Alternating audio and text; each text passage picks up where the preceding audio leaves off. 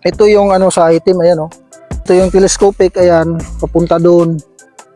So ang tinuturo niya ay yung counter sign niya na bato. Tapos yung counter sign niya, pumabalik dito yung tingin. Merong star doon na bato, 7 meters simula doon sa isang bato. May kagaya ng pastada dito. Nakalihis din yon. Tapos ito naman, simula dito, nasa gilid din yung target yan. So napakaganda yung pastada at ito yung mga katits. Ito yan, ayan o, nasa gilid. Ayan o. Tingnan mo. Nasa gilid siya mga katits. Ayan, sa target. Ayan o. So napakaganda, meron pang anchor lock. So tatlong marka ang nandito mga katits sa isang bato. Ito, telescopic, anchor lock, saka itim. Ayan o. Para siyang ibon. Ayan o. Nandito yung mata. Ayan o. So nandito yung target sa gilid niya. Magandang araw mga katits, Luzon, Visayas at Mindanao. So andito ako ngayon sa area mga katits na dati ko nang pinuntahan. So kung naalala niyo yung video ko, ito ipakita ko sa inyo, ito yung video, tapos ito yung mga marka niya dito sa area na to. So itong area na to ay napakapatag. So yung mother sign niya ay mayroong telescopic na may tinitingnan sa bandang west. Kasi itong mother sign, kung nakikita niyo yung bato na yan nandyan, ay nasa east.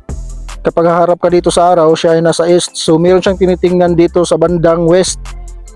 Nirimap ko yung area kaninang umaga, ay meron siyang tinitingnan na isang bato na meron ding telescopic pabalik. So nagkasalubong silang dalawa mga katits. Tapos sa gitna ay merong isang bato na parang star yung forma ng bato. So ang target area ay nasa gitna. Yun ang nakukuha ko sa pagditik ko kaninang umaga. So ngayon uulitin natin mga katits, papakita ko sa inyo. Meron akong dala mga katits, ito ang gagamitin natin. So meron akong bala ngayon na dala, 21 karat na gold. Okay na yan mga katits, positive na yan. I-detect natin yung area mga katits. Tara. Ngayon mga katits, subukan muna natin i-detect dito. So yung mother sign na yan. Nandyan yung mother sign. So dito muna ako nasa mga 15 meters ito. So harap ako sa east. Tingnan natin kung may detection ba.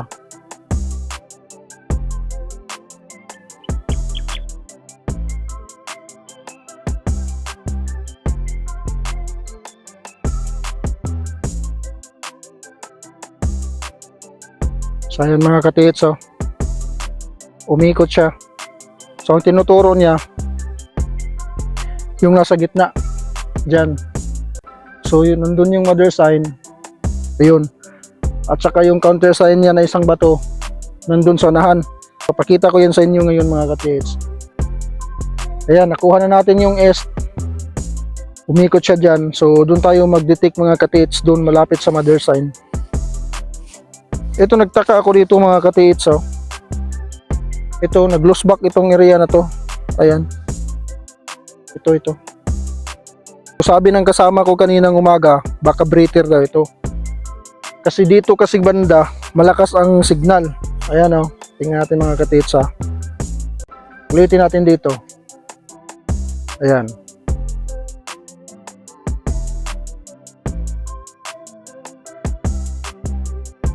Ayan o.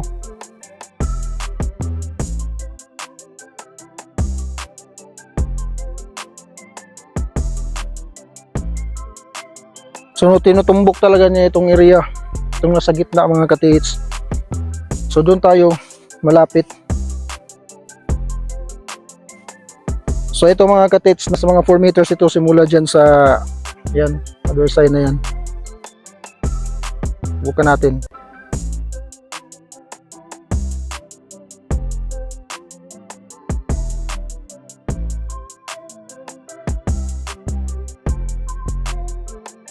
So ayan mga katits, oh, umikot siya. So ang tinuturo ay dyan. So simula sa mother sign na ito mga katits, 1, 2, 3, 4, 5, 6 to 7 mga katits yung target matatamaan. So kung 5 meters simula sa mother sign na yan, ay nasa sentro na siya. So dito tayo mga katits sa mother sign. So ito yung telescopic mga katits. Ayan. Ayan. Makikita niyo yan, ayan. Ayan mga katits, oh. Kita lang ba? Ayan, oh, itong butas na to. Yan, tagos yan, oh. So yan ay nakatingin doon. Nakaharap doon sa isang bato na meron ding telescopic. So yun ang countersign niya. So dito tayo mga katits. Mag-detect tayo dito, tapos sa harap tayo sa north. Sa north tayo. So ito sa north. North na tayo mga katits.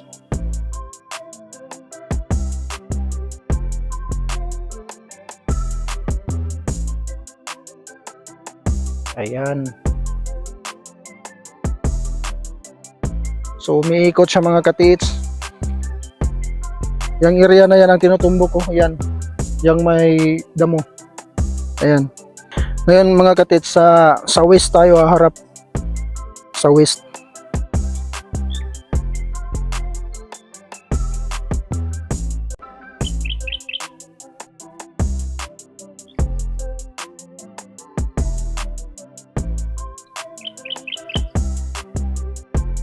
Ayan, bumabalik. Kita niyo mga katits, bumabalik. So ito lang talaga na area ang kanyang binabalikan. Ayan, oh. So another 4 meters or 5. Ayan, ha. West pa rin tayo mga katits.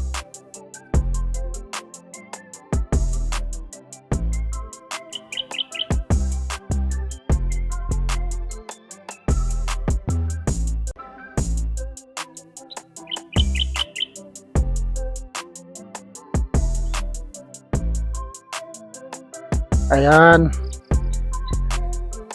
Kung nakikita na itong damo na to, ito mga katits, oh, itong nagkumpul, ito yung positive. So ngayon mga katits, dito tayo sa harapan. Puntahan natin yung bato na parang star. So ito yung bato na to. Ito. Tingnan nyo mga katits, ayan. Para siyang star, oh, ayan, 1, 2, 3, 4, 5, oh. 5 yung mga dulo-dulo niya, ayan, oh.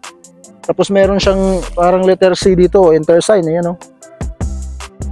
Ayan mga katits, no. Nakita niyo yung mother sign. Simula doon at saka dito sa counter sign niya na meron ding telescopic ay nasa mga 20 meters ito. Tapos simula diyan sa may telescopic papunta dito sa may hugis na star na bato, nasa mga 7 meters. Tapos yung mother sign, simula doon sa mother sign papunta dyan sa may target na may detection, 7 meters din yung kanyang sukat. So ito mga katiits, simula doon sa may telescopic dito sa may star na bato, parang star na bato, 7 meters. So pwedeng ito ang pinagbasihan, no?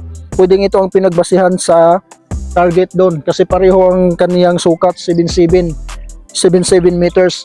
So napakaganda mga katiits. So ito ay 20 meters lang lahat, simula sa mother sign papunta dito sa counter sign na may telescopic din. So dito mga katiits, subukan nating i-detect. Harap tayo, balik sa south tayo mga katiits. So dito tayo nag-detect sa may star na bato.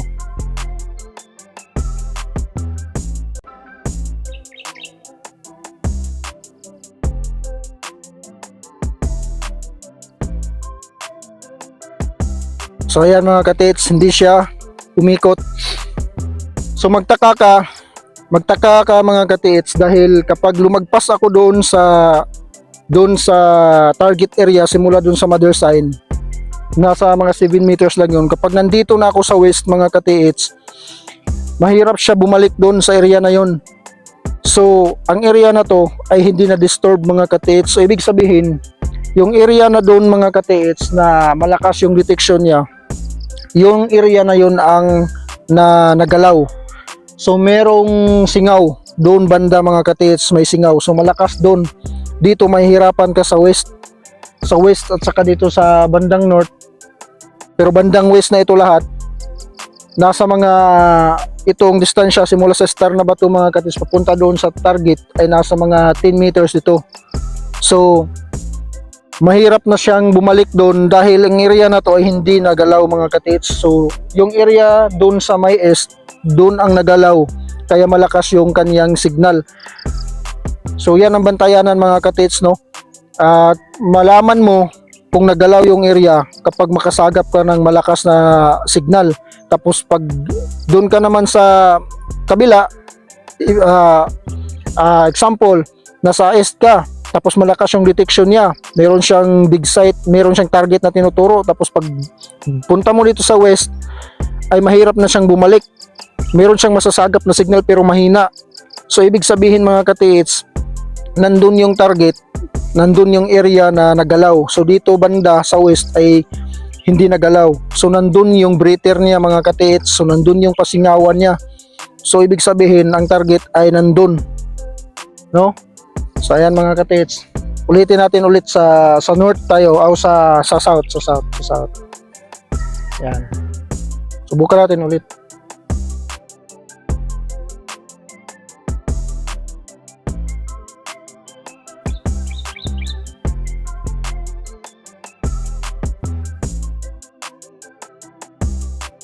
So napakahina mga katiits.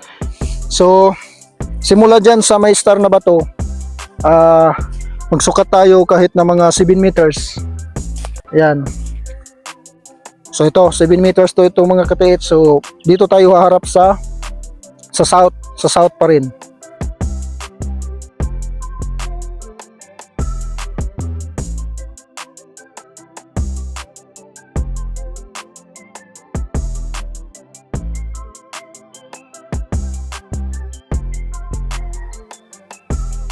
So yun, wala pa rin pa mga katiits. So ibig sabihin yan, kapag ganyan mga katiits, yan ang bantayanan natin. Dahil kahit yung area ay mayroong target, tapos magtaka ka dahil wala ng detection, so iiwan na natin yung area. So yan ang karamihan sa mga katiits atin na maliligaw dahil wala daw detection. Pero mayroong detection sa pagsimula, sa pag-detect, meron siya lang nasasagap, tapos may na-detect na area, tapos bigla na lang nawala, no? So sa mga katiits natin na naka-experience ng ganito, sabihin ko sa inyo, kapag ganyan mga katiits ay yung area na nagalaw ay malakas yung kanyang sagap, no, sa signal. Pero kapag ang area na hindi nagalaw, mahirap talaga yan mga katiits dahil wala dyan yung singaw, no, singaw ng kanilang item. So dito tayo mga katiits sa area na itong area na to, ito yung na-disturb talaga eh. Ito, nandito yung pasingawan. So wala akong ibang duda mga katiits, yung na-loose-back na yan na parang ganyan kasi kalaki yung mga breather mga katiits, yan. Yan lang na area. Nandyan yung target mga katiits, oh. Yan. Yan. Tapos yung parang star na bato yun, malayo na. So dito tayo mga katiits, tapos sa east tayo harap. So ginawa ko to mga katiits para masubukan din natin ng actual, tapos may pakita ko sa inyo. So kayo na yung mag-comment mga katiits kung anong mag-comment nyo. So sa mga baser dyan, bahala na sila kung anong masasabi nila. Basta tayo mga katiits na totoong treasure hunter ay tuloy lang tayo, huwag tayo makikinig sa mga baser.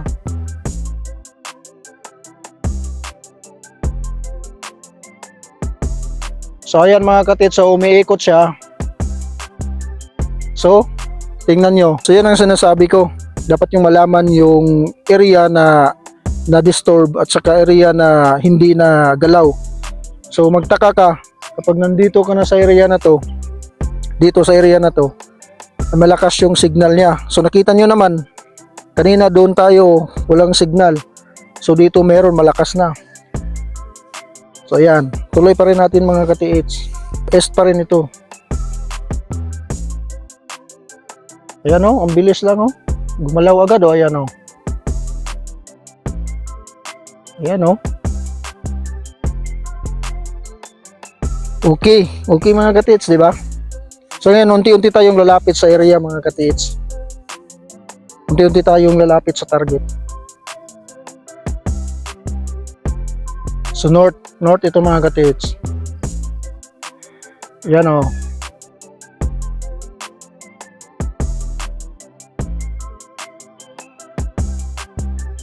Napakaganda, no? Kapag may detection. Napakagandang tingnan mga kadsay, no? Para siyang ibon. Ayan, no? Hindi to yung mata, ayan, no? Ayan. So, para siyang ibon, ayan, no? Ang ulo ng ibon, ayan. Nandun yung katawan, ayan, no? Tapos merong mata. So, nandito yung target sa gilid niya.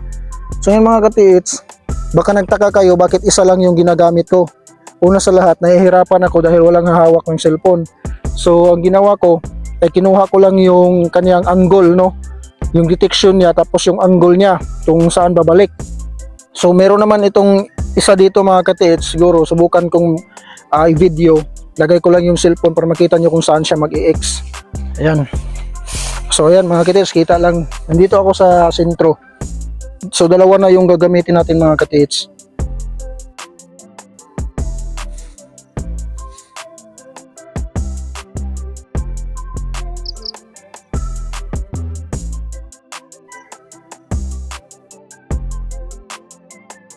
So ayan, dito siya nag-i-X mga katiits. So ayan. So dalawang beses na natin tinetest, nag-i-X talaga siya dito. So ayan mga katiits, no, ay natukoy na natin yung dig site niya. Ito sa area na to. Simula dun sa mother sign, nasa mga 7 meters lang ito mga katiits. So nandito na. So punta natin yung bato na may star. Pakita ko sa inyo ulit yun kung ano talaga yung hugis niya mga katiits. So, at saka yung isang may telescopic. So yan mga katiits, so ito yung isa. Itong bato na to na parang star. Ayan, no? Kung nakikita nyo talagang parang star talaga yan. Ayan, no? Dito tayo.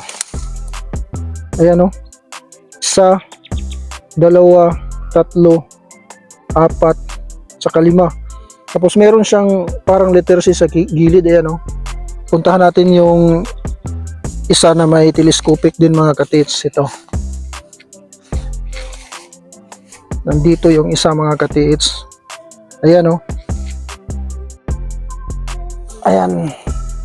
So sentro. Yan yung bato. Ayan, oh. Malapit sa may mga aso mga katiits yan. So nandito sa tinatayuan ko yung isa. Ayan, ito. Ito mga katiits. Ayan. Ayan, oh. Kita niyo? So yan. Pabalik yan dun mga katiits sa kabila, sa talagang nagsalubong lang sila mga katiits ba. Nagsalubong sila. Ayan, oh. So nandun yan nakatingin pabalik mga katiits sa area na yon. So simula dito saka yung parang star na ba to yun dyan, 7 meters lang din. So duda ko ito yung pinagbasihan sa sukat sa item. Ito simula dun 7 meters, tapos yung bato na yon na mother sign simula dun, at saka sa dig site 7 meters din. So ano kayang ibig sabihin nito mga katiits? Dahil star ito, sabi nila bomb daw, kapag ganito ay bomb, may explosive daw. Ito yung ano sa item, ayan, oh. Ito. So yan, nandito yung telescopic, ayan, papunta doon. So ang tinuturo niya ay yung counter sign niya na bato. Doon sa unahan. Yung parang telescopic. So kung titingnan mo mga katiits, ayan, nandyan yung target sa gilid, ayan, oh. So lihis siya. Kasi doon ang tinuturo niya yung counter sign. Tapos yung counter sign niya, bumabalik dito yung tingin. Tapos merong star doon na bato, 7 meters simula doon sa isang bato, ay kagaya ng pastada dito. Nakalihis din yon. Yung may telescopic sa star ay nasa gilid yung star. Tapos ito naman simula dito nasa gilid din yung target, yan, oh. So napakaganda yung pastada. At ito yun mga katiits. Ito yan, ayan, oh, nasa gilid, ayan, oh. Ayan, oh, nasa gilid. Ito. So tingnan mo. Nasa gilid siya mga katiits, ayan, sa target, ayan, oh. So napakaganda, meron pang anchor lock. So ito yung anchor lock, di ba? Ayan, oh. So tatlong marka ang nandito mga katiits sa isang bato. Ito, telescopic, anchor lock, Tsaka itim. Ayan o. So maganda. So yun lang mga katiits, no. Sana ay naintindihan nyo lang yung video ko. Sana ay naintindihan nyo lang yung ibig kong sabihin. So ito ay hindi area namin. Ito ay nilocate ko lang. So kung ito ay operasyonan, so kailangan magpagsabihan ang may-ari nito. Ang may-ari nito mga katiits, sabi ng kasama ko kaninang umaga, ay pastor daw. So pwede nating makausap yun. So ito mga katiits, ano sa tingin nyo? Ito. Bakit ito na lost back itong area na to? Ayan o. Ayan. Saka bakit may mga lupa? Bakit may lupa dito? Ayan o. Nag-lost back ito. Ito lang. Maliit. Ayan lang yun. Ito. Ayan o. Almost 1 feet yung kanyang binaba. So, ibig sabihin mga katiits, kung ito man ay kasali doon sa target nandyan, baka ito ay breather, no? Sabi ng kasama ko kanina, baka breather yan. So, kapag dito na area mga katiits, sinasabi ko sa inyo kanina, nakita nyo naman, ay malakas yung detection kapag nandito ka. Tuturo talaga ang area na yan. Kapag nandun na magdidetect sa kabila, sa bandang west, mahina yung detection niya pabalik dito. Napakahina talaga. Wala din naman siyang tinuturo doon sa iba. So, nandito lang yung target mga katiits. So, dito na area malakas yung kanyang signal. So, ang area na to mga katiits ay mayroong breather or mayroong naggalaw or mayroong tunnel sa ilalim na nakakalabas yung singaw niya. So, doon sa bandang area na yon, walang butas doon, walang nagalaw. Nandito lang banda ang nagalaw mga katiits. So, yun lang mga katiits ang may share ko sa inyo. So, God bless sa ating lahat mga katiits.